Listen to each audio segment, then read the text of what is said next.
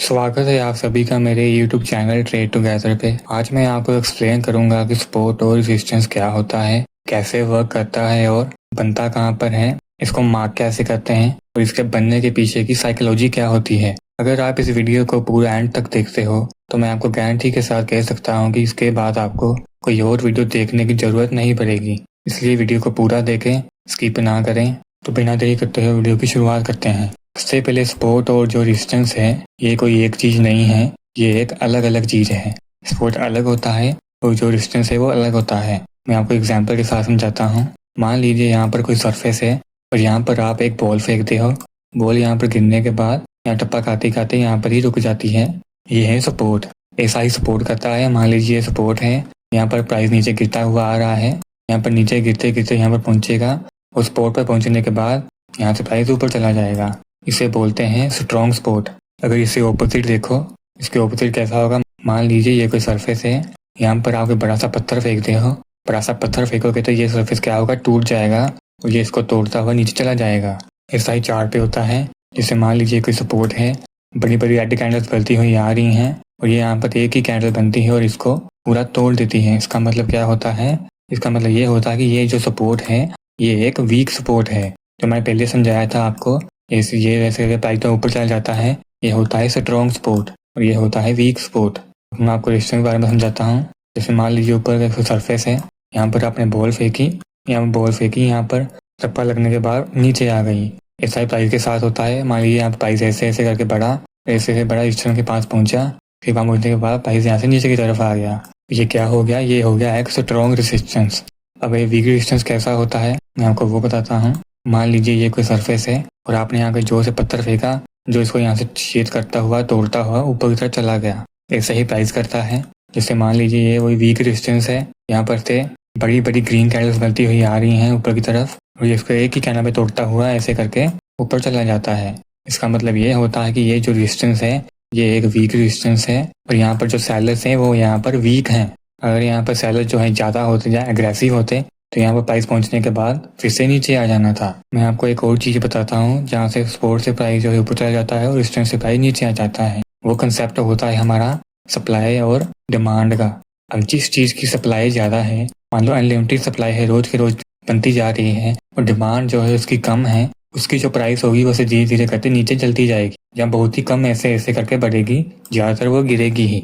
अगर दूसरी तरफ जो गोल्ड है, सोना है, उसकी जो सप्लाई है वो लिमिटेड है, वो दुनिया में और कहीं पर और बन रही ना, लिमिटेड सप्लाई है इसकी। और डिमांड क्या है, डिमांड रोज की रोज इसकी बढ़ रही है। हर कोई सोना खरीदना चाहता है, इसलिए आप देखते हो हर कोई सोना खरीदता है। इसलिए आप देखते हो कि सोने की प्राइस जो है धीरे धीरे करके हमेशा बढ़ती ही रहती है। क्यों बढ़ती रहती है, क्योंकि उसकी जो सप्लाई है वो लिमिटेड है। जिस चीज़ की सप्लाई लिमिटेड होती है उसकी प्राइस हमेशा धीरे धीरे करते बढ़ती रहती है। जैसे मैंने आपको अभी एग्जाम्पल दिया गोल्ड का। गोल्ड की सप्लाई क्या है, लिमिटेड है, इसलिए उसकी डिमांड क्या है, रोज की रोज बढ़ती रहती है और इसकी प्राइस जो है धीरे धीरे करते बढ़ती ही जाती है।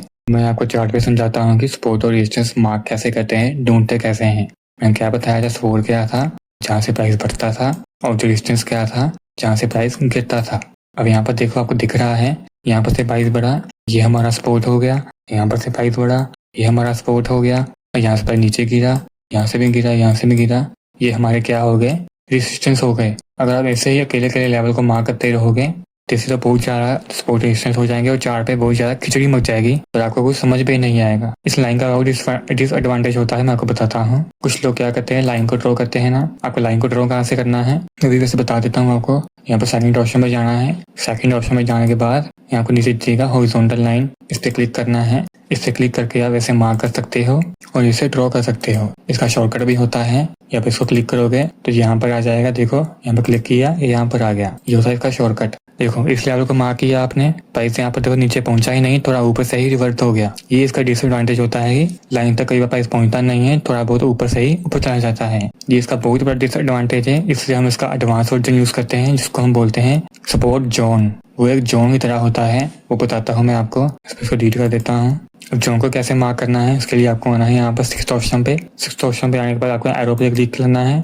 एरो पे क्लिक करने के बाद यहाँ पर नीचे दिखेगा एक रेक्टेंगल, इसका भी शॉर्टकट हम मार्क कर लेंगे। ऊपर देखो यहाँ पर आ गया ये शॉर्टकट, इसको हम क्लिक करेंगे। और इसको जो वीक होगी उसके बॉडी तक को मार्क कर लेंगे। और यहाँ पर देख सकते हैं प्राइस यहाँ पर पोर्ट तक पहुंचा, इस जोन तक पहुंचा और यहाँ से प्राइस ऊपर चला गया और यहाँ पर बाय करके आप प्रॉफिट कमा सकते थे। अगर आप लाइन ड्रॉ करते वहाँ प्राइस पहुंचना ही नहीं था और आपसे ये मूव था मिस हो जाना था, इसलिए हम जोन का यूज करते हैं। ऐसे ही डिस्टेंस को मार्क करना है, जोन के ऊपर क्लिक करेंगे, ऐसे इसकी वीक के मार्क करेंगे, बॉडी तक मार्क करेंगे, ऐसे ऐसे मार्क कर देंगे। अब यहाँ पर देखो यहाँ पर स्ट्रॉन्ग सेलिंग हुई थी, यहाँ प्राइस आया नीचे गिरा, कई बार पहुंचता नहीं है, उससे पहले ही नीचे गिर जाता है। यहाँ से प्राइस पहुंचा, नीचे गिरा नीचे गिरा, यहाँ प्राइस ने एक बार तोड़ने की कोशिश की, दूसरी बार तोड़ने की कोशिश की, नहीं तोड़ पाया। फिर यहाँ पर क्या किया बायर्स ने, तीसरी बार ही यहाँ पर दो बड़ी कैंडल्स बनाकर इस रेजिस्टेंस को तोड़ दिया। ये वैसे एक स्ट्रॉन्ग रेजिस्टेंस था जिससे प्राइस देखो बार बार गिर रहा था देखो प्राइस ने एक बार ब्रेकर देने की कोशिश की, फिर भी इस रेजिस्टेंस को नहीं तोड़ पाया। देखो प्राइस इस रेजिस्टेंस के आसपास ही ऐसे करने लगा।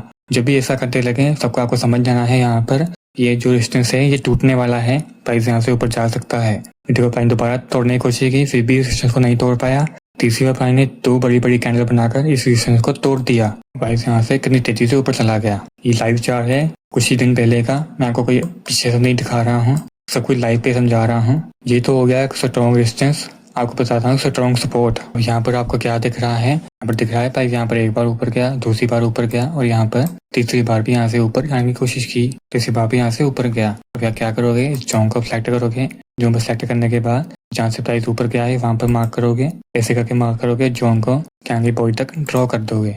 और यहाँ पर प्राइस ऊपर गया, जब यहाँ पर दोबारा प्राइस नीचे आएगा तभी आप बाय करोगे, यहाँ पर प्रॉफिट कमाओगे और इस रेजिस्टेंस तक आप टारगेट रख पाओगे। फिर प्राइस यहाँ से नीचे गया, फिर यहाँ पर सपोर्ट लेने लगा, फिर प्राइस ऊपर गया, फिर ऊपर जाने के प्राइस ने इसको तोड़ दिया दो बड़ी कैंडल के साथ। इसका मतलब क्या है, ये रेजिस्टेंस क्या था, पहले तो बहुत स्ट्रॉन्ग था। देखो यहाँ पर एक बार प्राइस ऊपर गया, दूसरी बार प्राइस ऊपर गया, तीसरी बार प्राइस ऊपर गया, तीसरी बार प्राइस ऊपर कम गया। ये आपको क्या सिग्नल दे रहा है कि यहाँ पर रेजिस्टेंस क्या है, अब वीक हो चुका है, ये कभी भी टूट सकता है। इसलिए आपको जब ऐसा कुछ स्ट्रक्चर बने आपको यहाँ पर बाय नहीं करना है। सपोर्ट और रेजिस्टेंस कितना भी मजबूत हो, एक ना एक बार तो उसको टूटना ही होता है। जैसे ये स्ट्रॉन्ग था, एक बार गया, दूसरी बार गया, तीसरी बार जाने की कोशिश की, चौथी बार तोड़ दिया। सपोर्ट और रेजिस्टेंस को कभी ना कभी टूटना ही पड़ता है, चाहे जितना मर्जी स्ट्रॉन्ग हो। अब यहाँ पर बात आती है कि आप वैल्यू सपोर्ट रेजिस्टेंस सही जगह मार्क कैसे करोगे। सबसे पहले तो आपका टाइम फ्रेम जो है कम से कम 15 मिनट का होना चाहिए, या 5 मिनट का भी यूज़ कर सकते हो। 1 मिनट, 2 मिनट या 4 मिनट का टाइम फ्रेम बिल्कुल भी यूज़ नहीं करना। इससे बहुत ज़्यादा आपको मल्टीपल सपोर्ट रेजिस्टेंस मिलेंगे और आपका लॉस होने के चांसेस बहुत ज़्यादा हो जाएंगे। मैं दिखा देता हूँ एक बार। जैसे मान लो मैंने इसको किया, ये देखो कितने सारे सपोर्ट रेजिस्टेंस बने हैं। यहाँ पर आपके लॉस होने के चांसेस बहुत ज़्यादा होते हैं, इससे कम से कम हमें 5 मिनट का तो यूज़ करना ही चाहिए। और जितने बड़े टाइम फ्रेम का करोगे उस सपोर्ट रेजिस्टेंस की एक्यूरेसी उतनी ही ज़्यादा होती है।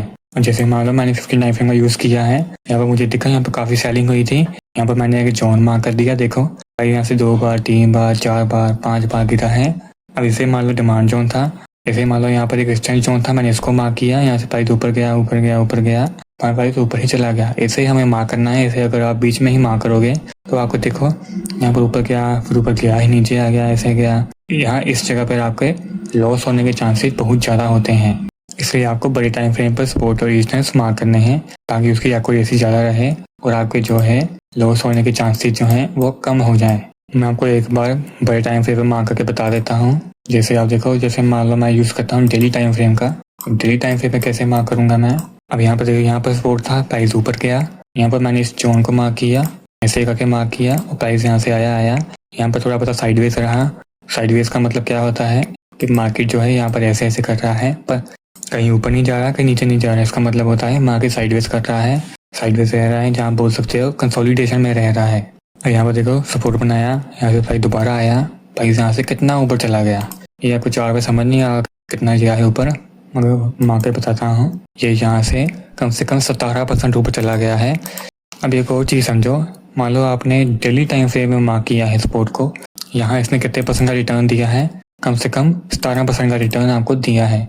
अब जितने बड़े टाइम फ्रेम पर सपोर्ट और रेजिस्टेंस मार्क करोगे उसके रिटर्न्स भी होंगे उस हिसाब से ही आपको मिलेंगे।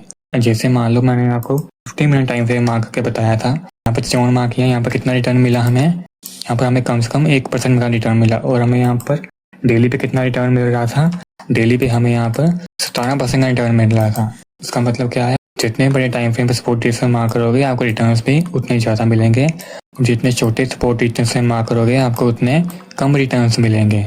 जैसे आपने यहाँ पर सपोर्ट का समझा, अब यहाँ पर रेजिस्टेंस का भी देख लो, किससे प्राइस यहाँ पर रेजिस्टेंस था, यहाँ यहाँ पर नीचे गिरा था, हमने फिर यहाँ पर मार्क कर दिया। इस कैंडल ये डेली टाइम फ्रेम है, इसलिए यहाँ पर जोन बड़े मार्क होंगे, छोटे मार्क नहीं होंगे। हमने ऐसे यहाँ पर मार्क कर दिया। फिर भाई जो दूसरी बार यहाँ पर पहुंचा, यहाँ से कितना देखो नीचे गिर गया। यहाँ से हमने दिया, हमें 10% का टर्न दे दिया। 10% का रिटर्न बहुत ज़्यादा होता है। उसे बोल रहा हूँ जितना बड़ा टाइम फ्रेम उतने बड़े रिटर्न्स, जितना छोटा टाइम फ्रेम उतने छोटे रिटर्न्स। अगर आप डेली ट्रेड करते हो तो फिर तो आपको 5 मिनट का टाइम फ्रेम यूज़ करना चाहिए। अगर आप स्विंग ट्रेड यूज़ करते हो तो आपको कम से कम 1 आवर या 15 मिनट या 4 आवर का यूज़ करना चाहिए। अगर आप इन्वेस्टिंग करते हो तो आपको डेली टाइम फ्रेम का यूज़ कर सकते हो। आप डेली के साथ साथ आप मंथली टाइम फ्रेम का भी यूज़ कर सकते हो।